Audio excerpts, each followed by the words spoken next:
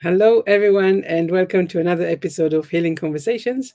My name is Einav Avni. I use energy healing of all types, to help people mainly with chronic conditions to heal or reduce their symptoms. This podcast, Healing Conversations for Anything Chronic, mainly talks about alternative healing, natural healing for anything that is chronic.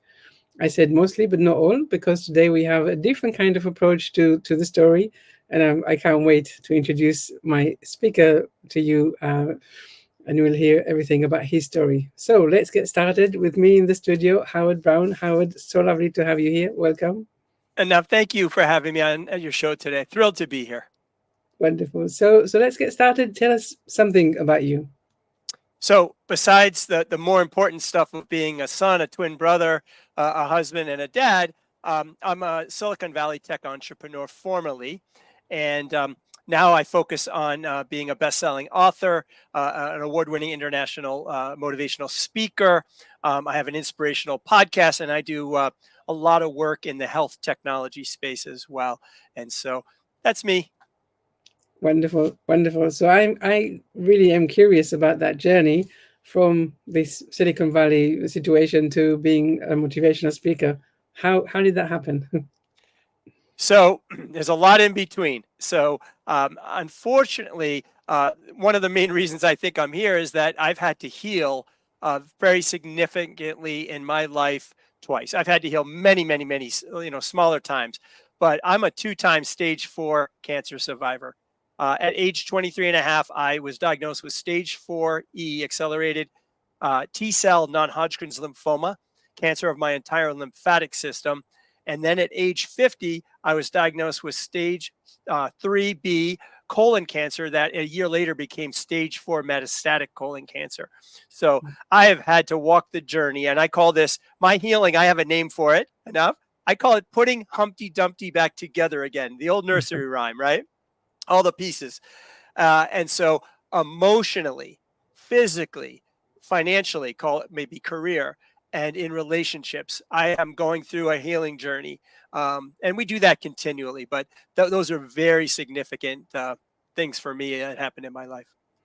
And so here you are being, I mean, I guess being diagnosed immediately with at age 23, being diagnosed with stage 4 cancer. That's a real shock, isn't it? I would tell you that since it was 1989, it was even more of a shock because those were the analog days enough. There no internet, no cell phones yet. Computer Mm. use was just starting. So it's the analog days. My dad got a book on cancer that was about 10 years old. I mean, we read from a book. So I call that my deer in the headlight phase. I didn't know anything. I had to learn it. And Mm. my life changed. It came to a screeching halt. And at 23 and a half, I moved back home with mom and dad, and I started very intense chemotherapy treatments, cycles of chemotherapy that unfortunately weren't working for me. And Mhm. so at age 23, you think about, you feel invincible, but I wasn't. And my life got shortened, and my immune system got compromised. And I was getting a lot of chemotherapy and a lot of blood transfusions, and nothing was working for me. Um, they told me I had 6 months to live and to get my affairs in order. They didn't know if they could help me, Mm. but but I was very fortunate because I had a twin sister. My mom had a twin, and my twin was typed for bone marrow transplant. They now call it a stem cell transplant. And so that was in February of 90, and I got diagnosed in October of 89. And she was an exact match, 1 in 25,000 chance of an exact match. So I hit the lottery. It hit Yeah. lottery. And so they had to get me ready for that transplant. And that was intense. A lot of chemotherapy, full body radiation. I was what I call the boy in the bubble.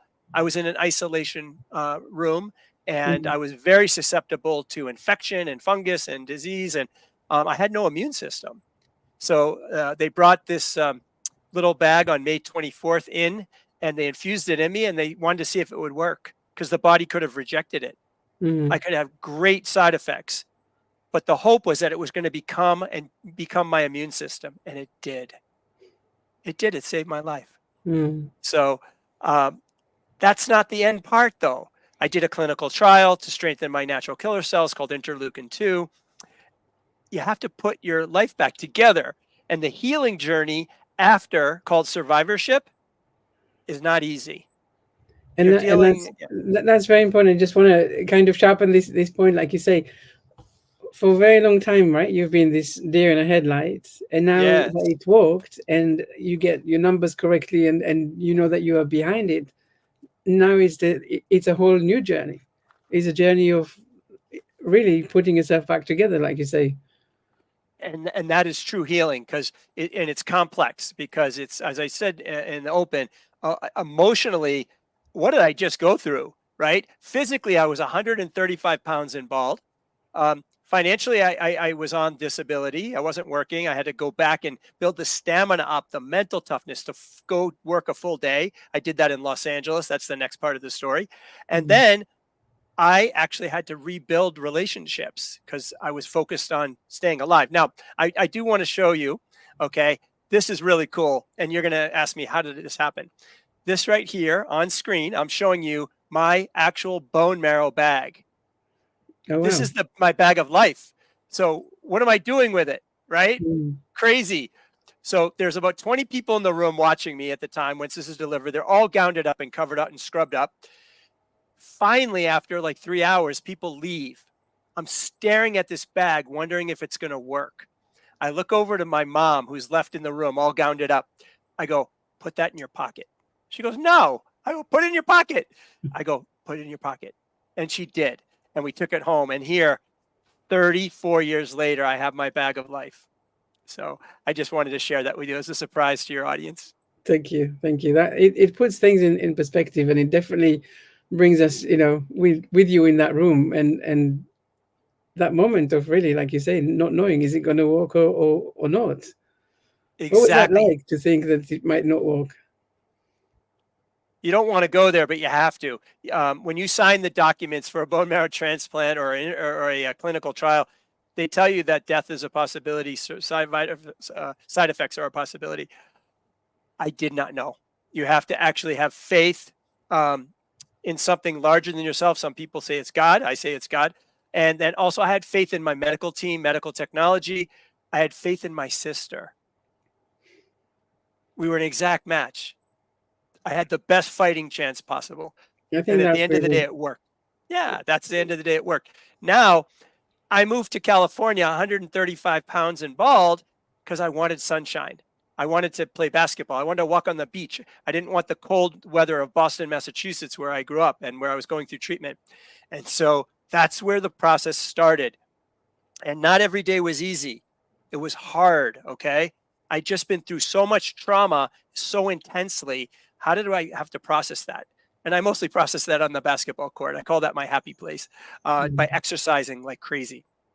But I had to start to build up my stamina to work, to exercise again. So that's the physical piece, and get my career back on track, and then go out and meet people. I didn't know anybody when I moved out there. I knew very few people. So I started to meet people at work. I met a few people from my introductions and things like that.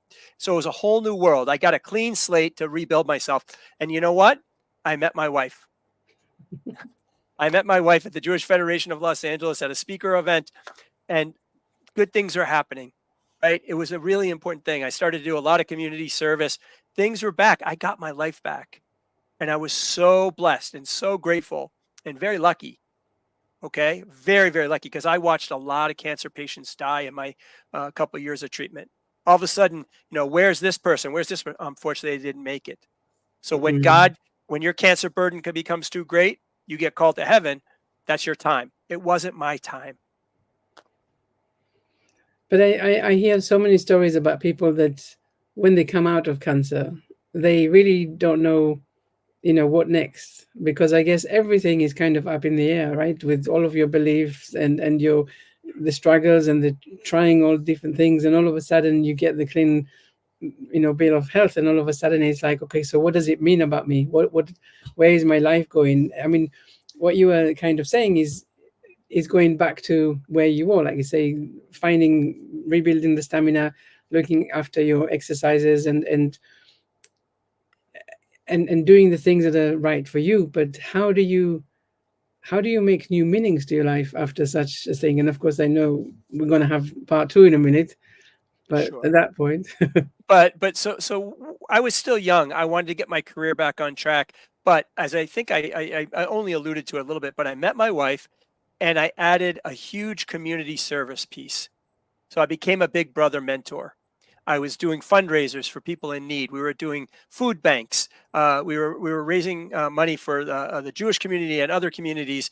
And that piece of service, that really became a very important piece. So not only was I doing the emotional and the physical and the career and the relationships, I added that piece to it. So I think that is gave true meaning to why I was still alive. I think that's what I'll attribute it to. yeah, I can definitely see it. It's really that thing that is bigger than you, right? It's this thing outside. Amazing. So here you are, a little bit later on, met your wife, probably a little bit more tan. What next? Well, the second miracle, miracle one, is the bone marrow transplant or stem cell transfer from my twin. Before I did any chemotherapy, my liver function test was too high on the first day. So they sent me to a cryogenic center. So I didn't even know what that was. I said, cryo what? He said, it's a sperm bank. You're going to deliver a sample. I said, you told me I'm going to die. This is my doctor, Eric Rubin. And I don't know if this was a God vision or just good doctoring, but they more people should talk about fertility preservation before it's too late, right? I had Mm, so much chemotherapy and so much radiation that they knew that was going to take away my ability to naturally have children and become infertile. And as a young person, they wanted to know if that was important to me down the road. And I wasn't worried about that. I was worried about living, but I mm, went. And imagine this, I get married, and 11 years later, my wife and I are living in Silicon Valley. We moved from Los Angeles to call for that sperm, frozen sperm, after 11 years. And mm, we did in vitro fertilization, a process called ICSI. And she grew 8 eggs, and then they defrosted the sperm after 11 years and put them in the 4 best eggs. And one of them became our beautiful miracle baby. And we call her our kidsicle. It's in my book, Emily. We have a beautiful daughter in 2001. So, miracle number two, it was incredible. And I'm yes. living in Silicon Valley. I'm a technology entrepreneur. The career and the service is still going very, very well. And I get a call from my twin sister and says, I'm moving to Michigan. I was like, you're moving to Michigan, US? And she said, yes, from New York. And I said, well, Lisa's, my wife's from Michigan. And um, I want the family and, Emily to grow up with family. So 20 years ago, we moved here to Michigan, and we raised our families here together. The kids were 4 and 6. She had 3, I have 1. My wife's sister has 2 boys that are 4 and 6. They all grew up together. It was really nice in the Midwest here in middle USA. And unfortunately, I'm running 2 technology platforms. My life is good. It's part of the 26 years in between. And at 50 years old, the age in the US at the time, it's now 45, you're supposed to go in and get a colonoscopy. So I went at age 50, expecting to be nothing, to say, see you in a couple of years. And I woke up and my wife had my hand. I looked up at Dr. Phil and I said, everything okay? And he said, no, I found something. And they Yes. found an 8.5 centimeter tumor in my intestine. And that turned out to be stage 3B colon cancer.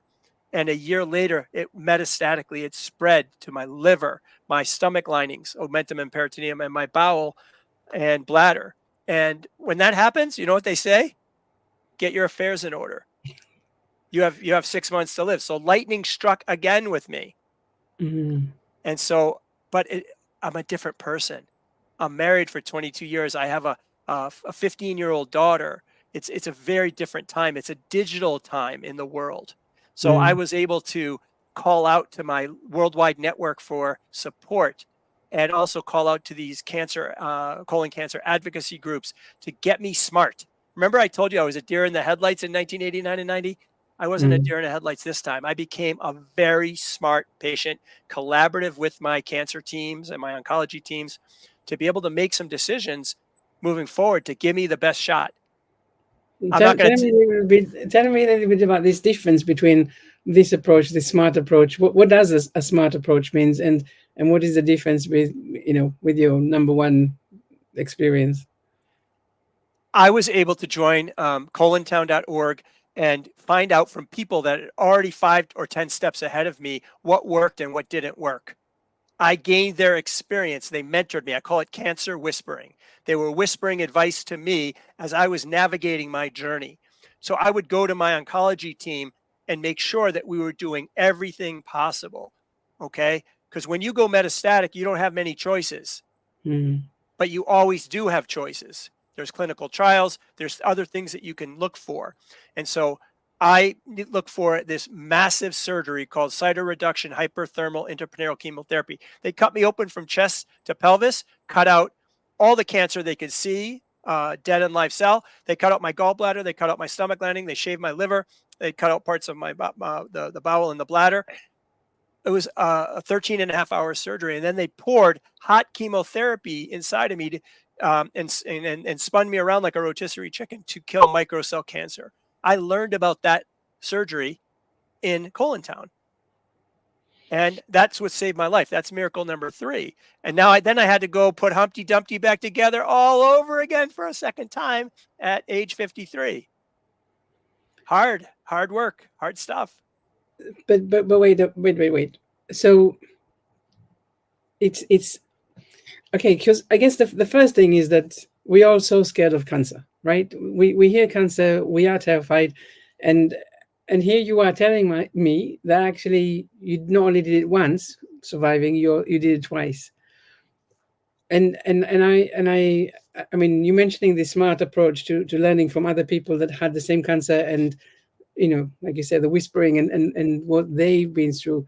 Is that something that anyone can do? Is that, I mean, is what are you attributing to your ability to heal the second time?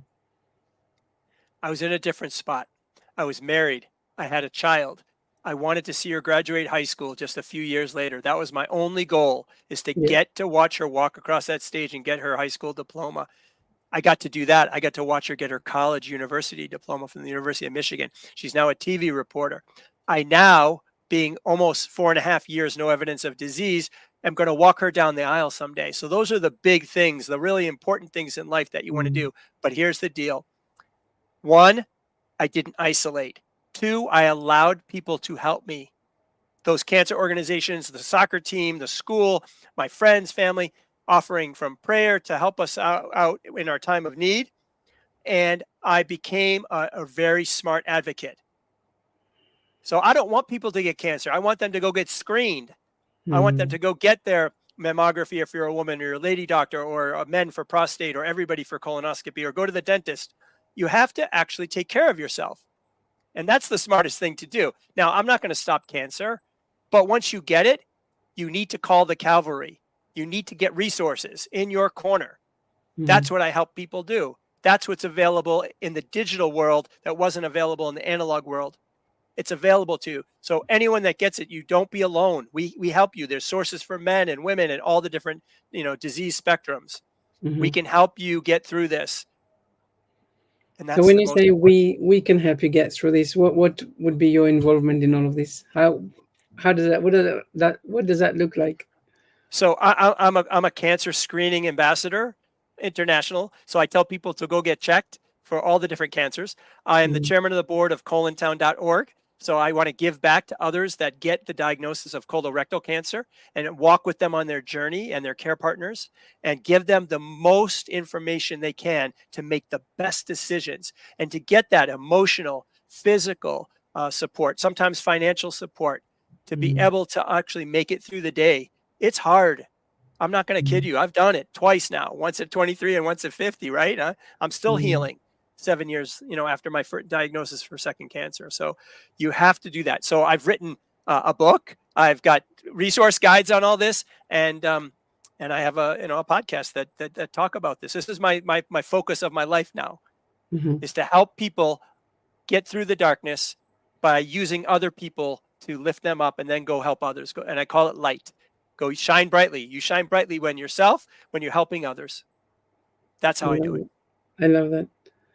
So before we continue, I just wonder if you have some, some inspiration, some inspiring stories of someone that's, you helped, or your I podcast appreciate helped, that. or you personally helped, or Sure. or any of these groups? Okay. So first, I'm going to talk about those that inspired me. How's that? Because that's Absolutely. actually really where it starts. Yeah. So the first people that inspire me are caregivers. There's 45 million caregivers out there that give up their world to take care of an elderly parent or a child or a sick person or a friend. Those are the true heroes. The second heroes are the dedicated medical professionals, the doctors, the nurses, the staff, the phlebotomists, the social workers, right? The dietitians. Those are the people that care. They chose their life of helping others. Those are my heroes. And Hmm. then my cancer whisperers that took me aside, put their arm around me in my time of need, and helped walk through this journey, not knowing if I was going to make it or not, but hoping I was. Mm. And so I do the same now. Now I cancer whisper for a lot of men that are later stage colorectal cancer, and but anybody. So I give counsel to anybody. I got a call the other day of someone that wanted to be connected. They have breast cancer. I have a big network. I connected them with patient advocate experts in breast cancer. And so I do this like a traffic cop and people do this all the time. I got 3 texts, this last week. Someone here got brain cancer. Can you help me? Someone here has colon cancer. Can you help me? Absolutely. It's very simple for me to connect those dots and get people the support that they need. And that's my calling. Mm. That's shining brightly. That's what I want to do. And that's what I do every day if I can. And so that's my inspiration. So I have a chapter in my book, and it's called Sharing Hope, because without hope the world gets very dark. And so you have to be resilient. That's Hmm. building up the toughness, and some days are very difficult to do that. But if you're having a hard day, go help somebody else. The endorphins light up. You'll change your perspective. Maybe you'll address your own problem. And so Sharing Hope for me is my chapter about my heroes, people that ran a marathon in my honor, people that called me at 2 in the morning back when I was like freaking out. These are the heroes there that I wanted to honor. And so that's my little inspiration for you. I really like that. It's I guess it really does very easily get overlooked that there were people along the way. Like you say, you didn't have to do it alone, and someone calling you back at 2 o'clock in the morning. I really, I don't know. I hear that. It's really. I think it's very touching to know that you were not alone, and that there was someone there that was able to walk with you a little bit that journey of healing that you were going through. Or, yeah.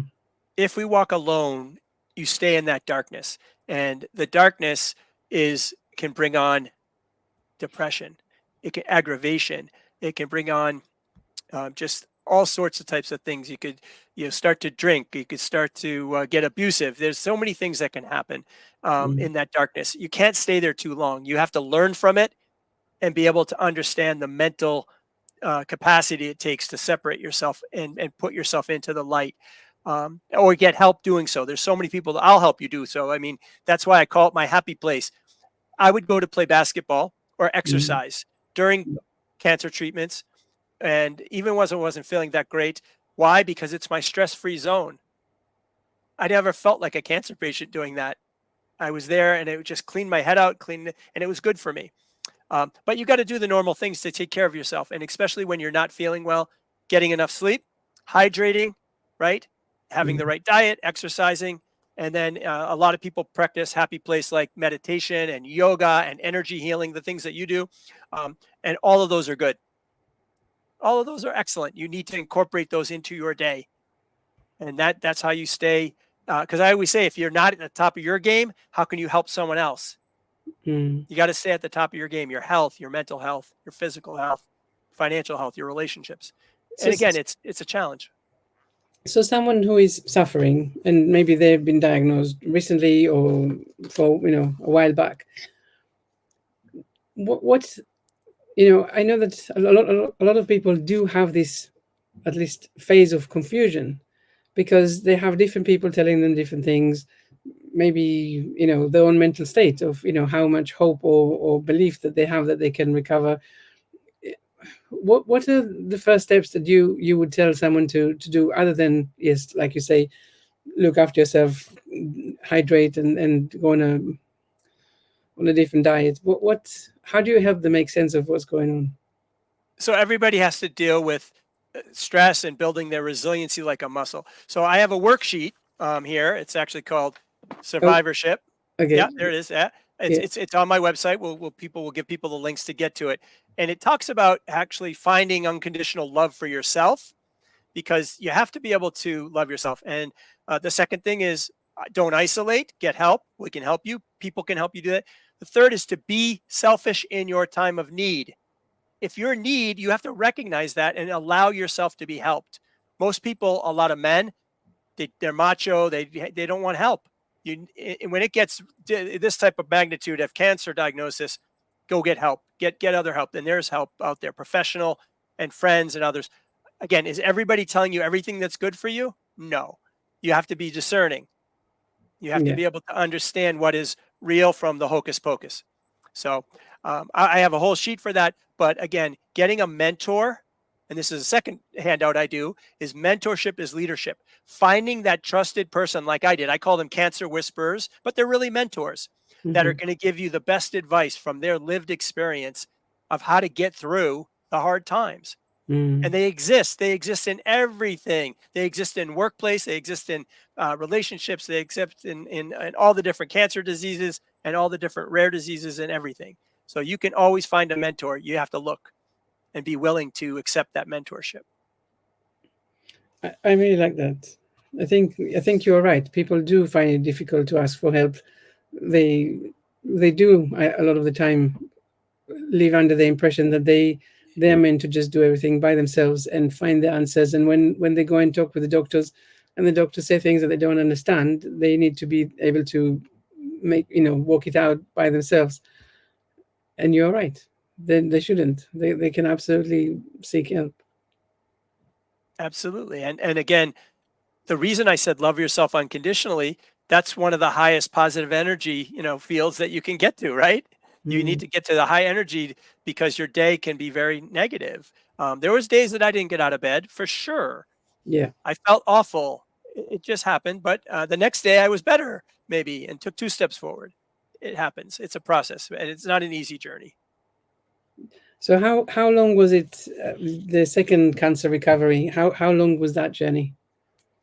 I'm still going through it. I got diagnosed 7 years ago. Actually, when did I get diagnosed? Oh, 8 years ago, June 4th, 2016. Okay, we just passed my 8th year diagnosis, and I'm still in surveillance. I have scans and blood work coming up this week, but I'm changed person. Okay, I've reinvented myself as an author, speaker, podcaster. Um, you know, uh, Cancer, screening champion. I've reinvented myself, and my energy is good. I'm played basketball all weekend. Um, I'm putting my career back on track slowly. And there are some relationships that went away, and lots of new, amazing relationships that came forward. So Yeah. I'm in a good place. but but tell me some of the things that you changed for yourself. I know that a lot of the time when we're talking about cancer, at least in my work, we look at where there's a lot of anger and other repressed emotions that we don't even maybe know that we have. um, what are some of the differences that you or changes that you've made? So I think that I just have emphasized things differently. I look up in the mirror every day and I'm like, I realize how blessed I am. I am grateful for that. And I know lucky, I could be dead, but my time Mm, isn't up again, two times, right? So Humpty Dumpty gets to rebuild again. So what am I going to do with that time? I'm 58 years old. What do I want to do with that? So here's what I want to do. In chapter 1 of my book, my great grandmother, who lived to 101, who came to the United States from Lithuania with nothing in about early 1900s. She taught us as little kids, okay?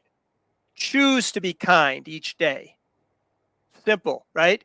Choose it. Choose to be healing. Choose to be giving. Choose gratitude. Choose joy. Don't choose to hate. mm, So I try to execute those every day by shining brightly, by helping myself to help others. So that's how I've changed. Now, I've lost a lot of weight. I have to gain weight, so I'm not on any special diet. Okay. I got to have hamburgers and hot dogs for Father's Day yesterday. Not the healthiest choice ever, right? But I have sometimes what's called PTSD chemo brain. I have peripheral neuropathy from all the radiation and the um, chemotherapy I've had. So I have different creams and lotions and um, different things to put on them. And my digestive system after all my surgeries is messed up. But I am breathing. My goal is to walk my daughter down the aisle. I have to stay Mhm, focused. And my goal is to inspire people to lead a resilient life with hope. mhm. And that's what I try to do every day. Put in a good day for that. And that's all you can do every day. I like what you're saying. Of course, it's really, it's more intentional, it's more focused, it's more really going through your choices rather than what a lot of us do in other days, which is believe that we don't have a choice and get sucked into this, this is what life dealt me, and you know pity, really pity party all day long. And here you say, actually, no, you have another choice. You can choose to be happy, you can choose to be kind, you can choose to have joy, and other things really fall into place when you do that. But I still have bad days because you know why? Because we're human. So Yes. you know what I do when I have a bad day? I look back in the mirror and I say, I am a work in progress. We are all Mm, just a work in progress. Give yourself some grace. Give yourself some grace. Okay? So we all are human and it's not easy. Okay? Life throws us some major curveballs, but even the little baby curveballs too. We have them. You got to hit them. But sometimes you miss them. And yeah. sometimes you take 2 steps, 3 steps, 4 steps back. Sometimes you got to turn the car in reverse to find out where you're going, right? Mm, So I don't have all the answers, but I try to maintain that authentic, intentional view moving forward as best as I can. And so people tell me that you're inspirational, but I'm not flaw. I'm without flaw, and I'm not without bad days. But I try to make every day a positive day somehow. And today was one of them. I get to come on your show and speak to your audience, and you get to share me with the world. So I'm yeah. very very happy and grateful. Absolutely. And I like that you said that, because yes, we have to really, absolutely. Bad days, they will always happen. It's just really a question of how many days, you get up after you fail, right? So it's that question. Um, I also like what you're saying, that you know you have a focus and you have a reason for continuing. You have a thing that is much bigger than,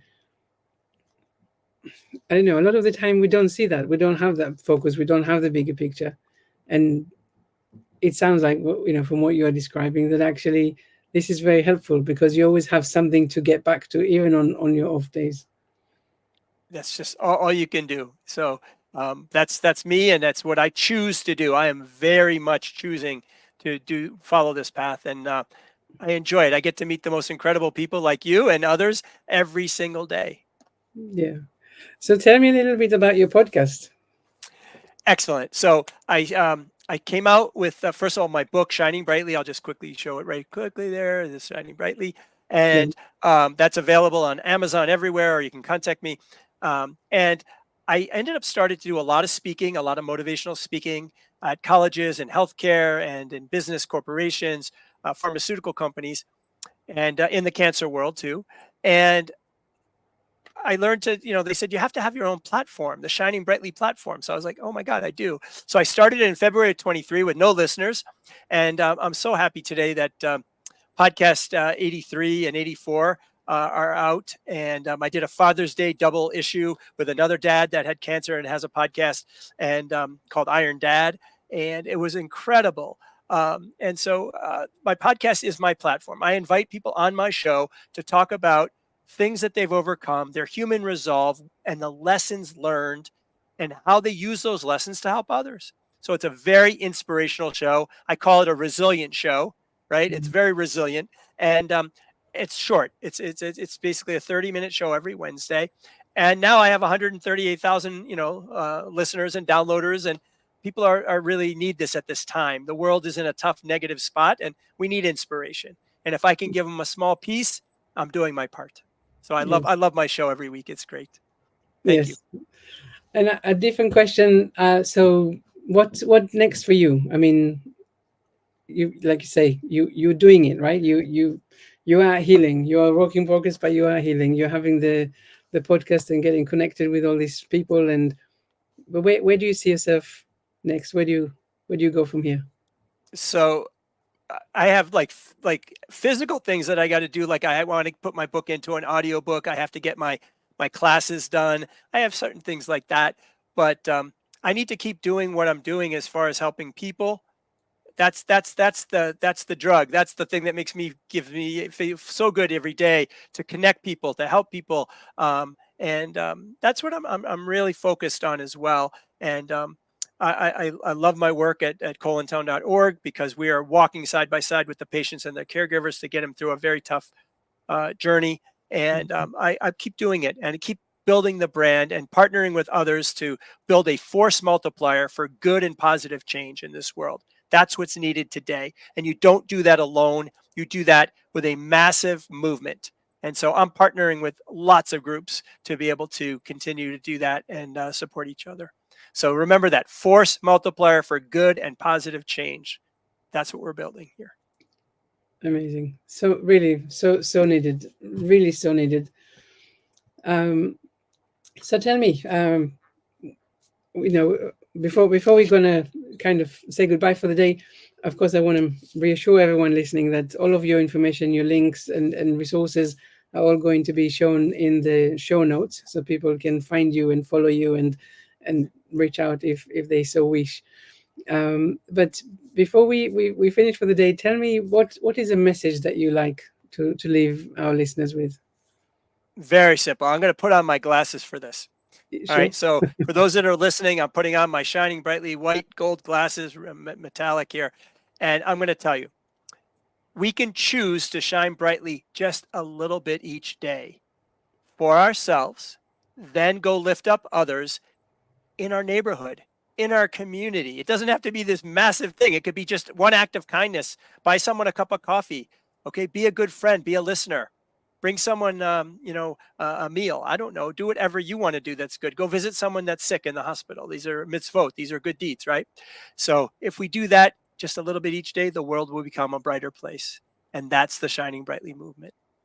Hmm, I love it. I love it. And tell me, how come this bit was, delivered with the glasses? What's the thing behind the glasses? All right. So to shine brightly, I'm shining when I have the glasses and they're metallic, they're actually shining back to you. Yeah. So that's how I'm transferring my light back to you, Anav, and back to your audience. That's how they are now shining brightly too, because it's reflective off the glasses. Nice. That's it. So we all shine brightly. We all need shades. I think everything that you are describing and sharing with us today is really it's very inspirational, and I really like what you're saying, that it's like you say, it's smart healing. You go and you find a mentor, you find someone that can help with some solutions and some ideas, being reminded that you don't have to go through this alone, and actually this, knowing that you have some people on behind you that are there for you to walk this journey with you, must be so incredible. And like you say, having all of these people that you are interviewing and being able to bring this light into life, it's remarkable. And I Hey, guess now you see why it wasn't your time back then, or more recently, right? You have a lot of good and wonderful things to bring to the world. we all do. It's all within us. We all do. Thank you. Yeah, yeah. Howard, thank you so much for joining me today. It was a pleasure talking with you and hearing a little bit about your journey and really everything that you bring with you to the world. Um, like I say, all of your information will be in the show notes. I really encourage people to get in touch, get the book, listen to the podcast, and reach out if needed. Absolutely. Thank you. I'm honored to be here with you today. Untangled Healing. Thank you for having me as a guest. My honor. Thank you.